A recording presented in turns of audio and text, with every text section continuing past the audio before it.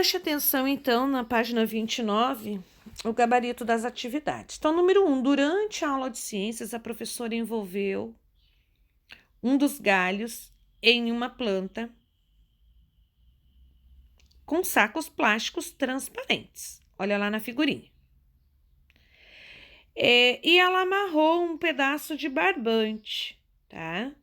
No dia seguinte, os alunos foram observar que havia gotas d'água dentro do saco e ficaram intrigados.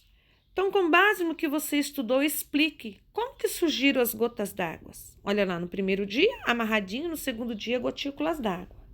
Então, vocês podem colocar o seguinte, que a planta transpirou, liberando vapor d'água, que se condensou, formando gotas d'água. Lembra que eu falei para vocês lá na explicação? As plantas também respiram, né? Então, elas também vão liberar vapor d'água. Então, podem colocar lá como resposta. Número 2. Segundo a Organização Mundial da Saúde, o ideal é que a umidade do ar seja superior a 60%. Em determinada cidade, a umidade do ar estava há vários dias em torno de 25%. E isso estava prejudicando a saúde dos moradores, principalmente em relação aos problemas respiratórios. Qual das 3 medidas sugeridas é a mais eficiente para aumentar a umidade do ar dessa cidade e manter o nível saudável? A letra A, plantar mais árvores. A letra B, instalar chafariz. Ou letra C, aguardar a ocorrência de chuvas? Então, o correto é a letra A, plantar mais árvores, que daí acontecerá naturalmente, né? Número 3, as raízes das plantas absorvem água. Pensando nisso, em épocas com poucas chuvas, alguns agricultores retiram as matas ciliares com a intenção de aumentar a quantidade de água dos rios. Por que essa prática tem efeito contrário ao desejado após certo tempo?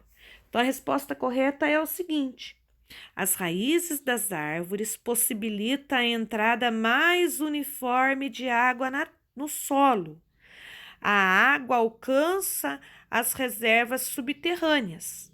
Com essas reservas insuficientes, elas deixam de abastecer os rios.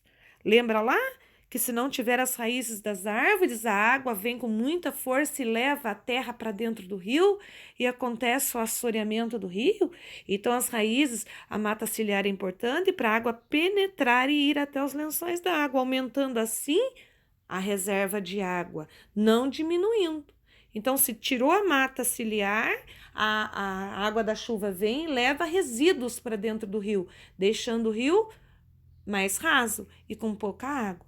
E se tiver planta, a água vai escorrer pelas raízes, vai filtrar na terra e vai até os lençóis da água, aumentando, então, a água dos rios. Certo? Deixem corrigidos bem certinho.